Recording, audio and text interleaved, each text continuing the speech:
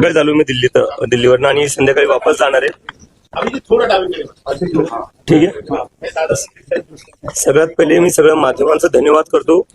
आम्ही 16 दिवसापासून दिल्लीत बसलेलो आहे. ऊन होतं भरपूर, आता पाऊसही सुरू झालाय तरी आम्ही तिथं होतो. आज 17वा दिवस आहे. पण आज जेवढी मीडिया आलेली आहे तिथं मीडिया काही थिरकलेली नाही इतक्या दिवसापासून. तर मी समजू शकतो काही प्रेशर असू शकतो, पण मीडियानी पण थोडा विचार करावा की हे देशाचे युवक बसलेले आहेत जे 17 दिवसापासून काय मागतायत, न्याय मागतायत. फक्त कशासाठी?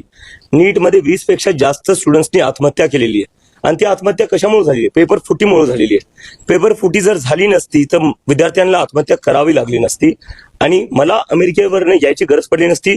आणि 17 दिवसापासून जे देशातले हजारो लाखो युवक सोबत निघाले त्यांना गरज नसती पडली रस्त्यावर यायची. तर कुठं ना कुठं सरकारने याची दखल घेतली पाहिजे. मला बरेचसे लोक प्रश्न विचारताय की सरकार तुमचं ऐकायला तयार नाही, सरकार तुमचं ऐकायला तयार नाहीये. तर माझ्या मनात हा प्रश्न येतो, मग सरकार ऐकणार कोणाचं? डोनाल्ड ट्रम्पचं? डोनाल्ड ट्रम्प म्हणतात रशियाचं तेल घेऊ नका, नरेंद्र मोदी लगेच तयार होऊन जातात. डोनाल्ड ट्रम्प म्हणतात टॅरिफ कमी करा अमेरिकेवर चढ, नरेंद्र मोदी लगेच तयार होऊन जातात. पण जेव्हा विद्यार्थ्यांचा प्रश्न येतो तेव्हा असं म्हणतात की विद्यार्थ्यांचं ऐकणार नाही. तर सरकार ही जी बनलेली आहे ती कोणाच्या मतांनी बनलेली आहे? आमच्या मतांनी बनलेली आहे का डोनाल्ड ट्रम्पच्या मतांनी बनलेली आहे? हा माझा प्रश्न इथं आहे.